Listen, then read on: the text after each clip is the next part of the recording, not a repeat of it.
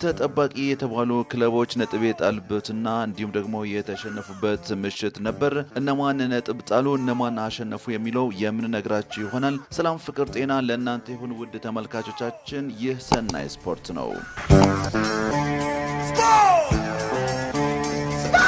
ሴኔጋል 35ኛው የአፍሪካ ዋንጫ በሴኔጋል አሸናፊነት ተጠናቋል።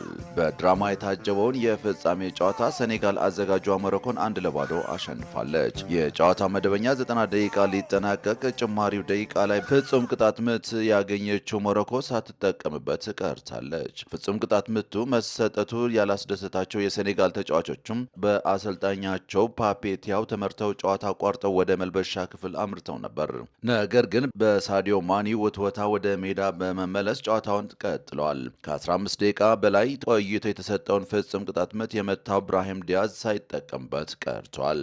በውድድሩ የሞሮኮ ብርሃን የነበረው ዲያዝ ከ50 ዓመት በኋላ ሀገሩ የአፍሪካ ዋንጫ የምታነሳበትን እድል አጨልሟል። በጭማሪው ደቂቃ ሴኔጋል በአማካይ ፓፔጉዌ ድንቅ ግብ ጨዋታውን 1-0 ማሸነፍ ችላለች። ለሁለተኛ ጊዜም የአህጉሪቱ የበላይ ሆናለች። ከ22 ዓመት በኋላ ለፍጻሜ የደረሰችው ሞሮኮ ዋንጫ የማንሳት ህልሟ ከስሟል። ለአንድ ወር የዘለቀው የ2025ቱ የአፍሪካ ዋንጫ በዚህ መልኩ ባልተጠበቀ ድራማ ታጅቦ ተጠናቋል። ትናንት ምሽት በነበረው የሴኔጋልና የሞሮኮ ድራማ የተሰጡ ሀሳቦች። የሞሮኮ አሰልጣኝ ራግሮጌ የሴኔጋሉን አሰልጣኝ ፓፔቲያውን እንዲህ ሲል ወቅሶታል። ዛሬ ስለ አፍሪካ የሰጠነው ምስል ትንሽ የሚያሳፍር ነው። አንድ አሰልጣኝ ተጫዋቾችን ሜዳ እንዲለቁ ሲያዝ ፓፔ ዛሬ ምሽት ያደረገው ነገር አፍሪካን ያላከበረ ነው። ይህ ጨዋነት የጎደለው ድርጊት ነው፣ ግን ችግር የለውም። እሱ የአፍሪካ ሻምፒዮን ነው። ስለዚህ የፈለገውን የመናገር መብት አለው። በመላው ዓለም ፊት ጨዋታውን ቢያንስ ለ10 ደቂቃ አቆምን። ይህ ደግሞ ብራሂምን አልረዳውም። ይህ ለወሰደው የፍጹም ቅጣት ምት አይነት እንደ ሰበብም አይቆጠርም። ነገር ግን ወደ ኋላ አንመለስም፣ ኃላፊነቱም እንወስዳለን ሲል ተናግረዋል።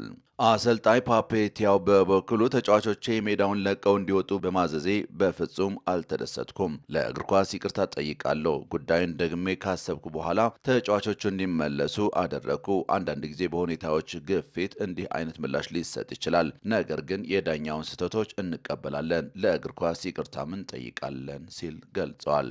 ሳዲዮ ማኔ ተጫዋቾችን ለምን መልሶ እንዳመጣ ሲገልጽ ምክንያቱም ዳኛ ሊሳሳት ይችላል፣ እሱም መፍረድ ተገቢ አይደለም። ከሁሉም በላይ ደግሞ ይህንን ያደረግኩት በመላው ዓለም ላሉ ሰዎች ነው፣ እነሱ ጨዋታውን ማየት ይፈልጋሉ ሲል ሳዲዮ ማኔ ሀሳቡን ገልጸዋል። የመጀመሪያው የአፍሪካ ኔሽንስ ሊግ ውድድር ናይጄሪያ ታዘጋጃለች። የአፍሪካ እግር ኳስ ኮንፌዴሬሽን ካፍስ ከ36ኛው የአፍሪካ ዋንጫ ጨዋታ በኋላ መርሃ ግብሩን በየ4 ዓመቱ እንዲያደርግ መወሰኑ ይታወሳል። ይህን ተከትሎ የአፍሪካ ኔሽንስ ሊግ ዋንጫ የተባለ አዲስ የውድድር መርሃ ግብር ይፋ ተደርገዋል። ውድድሩንም 54 ሀገራት በሰሜን፣ ደቡብ፣ ምዕራብና ምስራቅ ቀጠና ተከፋፍለው ያደርጋሉ ነው የተባለው። የመጀመሪያውን የአፍሪካ ኔሽንስ ሊግ ዋንጫ እንደ አውሮፓ አቆጣጠር በ2029 የሚደረግ ይሆናል። ካፍ በቀጣይ በሚያስተላልፈው ውሳኔ መሰረት ከየቀጠናው የተሻለ ደረጃ ያላቸው ሀገራት በመጀመሪያ የአፍሪካ ኔሽንስ ሊግ ዋንጫ ተሳታፊ ይሆናሉ። ናይጄሪያ ደግሞ የመጀመሪያውን የአፍሪካ ኔሽን ሊግ ዋንጫ እንድታዘጋጅ መመረጧን የካፍ ፕሬዝዳንት ዶክተር ፓትሪስ ሞሰፔ ይፋ አድርገዋል። ሴኔጋል የአፍሪካ ዋንጫ ሻምፒዮን መሆኗን ተከትሎ የሀገሪቱ ፕሬዝዳንት ባሲሩ ዲማዬ የዛሬው ዕለት ብሔራዊ በዓል እንዲሆን አውጀዋል። ሴኔጋል በሞሮኮ አስተናጋጅነት ሲካሄድ በቆየው 35ኛው የአፍሪካ ዋንጫ አዘጋጇን ሀገር ሞሮኮ በማሸነፍ በትናንትናው ዕለት የውድድር ሻምፒዮን ሆናለች። ድሉን ተከትሎ በዋና ከተማዋ ዳካርና በተለያዩ የሀገሪቱ አካባቢዎች ሴኔጋላውያን ደስታቸውን እየገለጹ ይገኛሉ። የቴራንጋ አንበሶች እልህ አስጨራሽ በነበረው የፍጻሜ ጨዋታ ትናንት ምሽት ሞሮኮን በማሸነፍ በታሪካቸው ለሁለተኛ ጊዜ የአፍሪካ ሻምፒዮን መሆን ችለዋል። ሴኔጋል በፈረንጆቹ 2021 የተዘጋጀውን 30ኛ የአፍሪካ ዋንጫ ባነሳችበት ወቅት የወቅቱ ፕሬዝዳንት ማኪ ሳል በተመሳሳይ ብሔራዊ የድል በዓል ማወጃቸው ይታወሳል።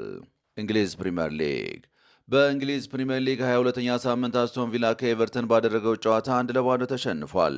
የኡናይ ኤምሪ ቡድን ወደ ሁለተኛ ደረጃ ከፍ የሚልበትን አጋጣሚም ሳይጠቀምበት ቀርቷል። በቪላ ፓርክ በተደረገው ጨዋታ ቴሬኖ ባሪ የኤቨርተንን የማሸነፊያ ግብ አስቆጥሯል። አስቶን ቪላ 43 ነጥብ በነበረበት ሶስተኛ ደረጃ ላይ ሲቀመጥ ከ10 ዓመት በኋላ አስቶን ቪላን በሜዳው ያሸነፈው ኤቨርተን በ32 ነጥብ ወደ 10ኛ ደረጃ ከፍ ብሏል።